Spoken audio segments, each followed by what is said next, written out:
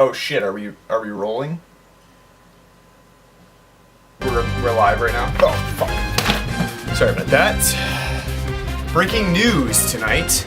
Shout Factory has acquired all of Roger Corman's 250 plus films. More on that to come. Stay with us.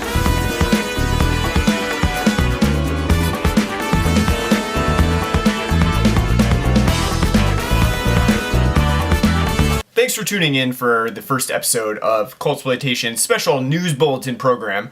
As you can see, I've gotten a great new HD camera so you can see me in all of my glory. And we're going to take some time today to go over some of the news that's recently hit headlines, things that you should know about in the cult and horror film sphere. So hopefully you're ready for all this news that's about to come out. You probably already heard it before, but you're going to hear it again now. So make sure you stay tuned. Let's just check out what I got in my important horror and cult stuff folder. Alright, Shout Factory recently acquired all of Roger Corman's film franchise movies. He recently sold all 270 plus films that he's been behind to Shout Factory and also the China-based Ace Film Company. That does not only mean that they're going to be able to release the old pictures, you know, things like Humanoids from the Deep, Piranha, some of the other Roger Corman films that he didn't direct but also produced. But it also means that they're going to be able to do any sort of remakes on any of those franchises. So it's good news for everybody who is looking to have a new Roger Corman inspired film. Obviously he won't be working on that himself, but there is the potential for a bunch of new remakes to come out that could revitalize some of those older films that perhaps weren't really that great simply because of low budgets or you know, some great ideas that really weren't executed well. So that is something that will be coming down the pipe as Shout Factory gets all of those films in order and figures out, you know, how to release them and what the schedule is going to be like. Huge news though, because they can really do this well. Obviously they have Roger Corman's support behind it, so hopefully, you know, the man is getting up there in age, but hopefully he sticks around and is able to give a bunch of, you know, interviews and everything else for the special features. So really surprising news out of Shout Factory, and especially for the China-based Ace Film Company, who I don't really know that much about, but seems like they are also pretty happy to have these Roger Corman films in their wheelhouse. So thanks Shout Factory, that's going to be something great for the cult and horror film fans.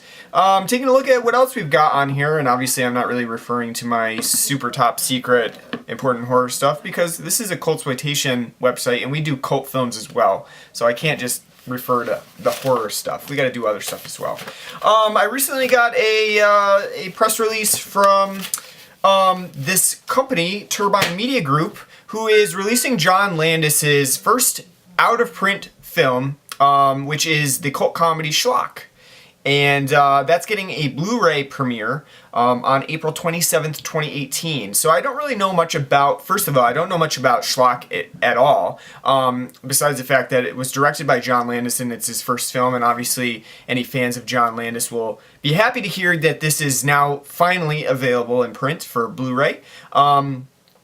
I don't know much about Turbine Media Group. I don't know, you know, how well they are able to do Blu-ray discs or, you know, the type of quality that they would release, but I am pretty excited to see this. I do like John Landis's other films, so this is some exciting news, and hopefully the restoration will be good, and, you know, some of the other new features that are listed for this Blu-ray will be pretty beneficial to film fans. It looks like they're giving a new introduction from John Landis.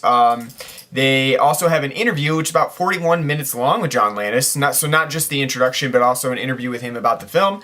There's some audio commentary, which was previously released by John Landis and Rick Baker, who helped do the special effects. And I guess this was included on the original 2001 Anchor Bay DVD, which obviously this will most likely be a huge step up from that release. Also, there's some trailers on here, radio spots, and apparently there's a booklet as well. So, and if you know me at all, you know that I love booklets. I love pullouts from the Blu-ray. I like reading the essays that they include. It's just a nice way to give a little bit more extra bang for your buck when you pick up some of these Blu-ray releases, because obviously it's nice to be able to watch some of the interviews and stuff, but it's also nice to be able to read from some of the best critical minds writing about the film. Obviously, if you're watching and reading Cultsploitation.com, then you know that we are some of the best critics out there. But there are others, and because of time constraints and everything, they didn't ask us to participate in writing this essay. So there's some other good writers that are there also helping out with the essay. So but maybe next time they'll ask us. Who knows? There was a new Arrow Records title announced today, actually. If you didn't know, Arrow Video is kind of branched out, and they do records as well. Kind of getting into that craze, that started by like Mondo and Death Waltz, things like that. It's actually a good idea, and I really like it. And I recently kind of not really intentionally, but thanks to my wife, I became a collector because I started collecting some of the records that had been released previously. I'm a big fan of Krampus, and I also love Trick or Treat, obviously directed by the same person, Michael Dougherty. And I did get both of those records for Christmas, and that was really great. So I kind of have become a bona fide record collector. Who knew? But anyway, Arrow Video has branched out, and they have an Arrow Records label where they release records for some of their titles, and it looks like they're releasing Autopsy on a nice orange record, which is pretty cool. I do like the colored record styles. No, this is not the band, the death metal band Autopsy. This is the actual film Autopsy. It's done by Ennio Morricone, and if you know Ennio Morricone, he's a great composer. I love him. And even though there were some films that he really kind of seemed to just be phoning it in for, they were really reminiscent of some of his other works. This is hopefully not one of them. I actually I haven't heard Autopsy, the soundtrack, so I might pick it up. I really like the actual artwork from it. See if I can get it on the screen here. You can see here. There's the orange record, and it didn't really come out very well, but there's an orange record. Everything is like very orange colored, and they also have some great artwork within the record fold too. So definitely check that out. That looks like a promising release, and I haven't bought anything yet from Arrow's record line, but it looks pretty interesting to me.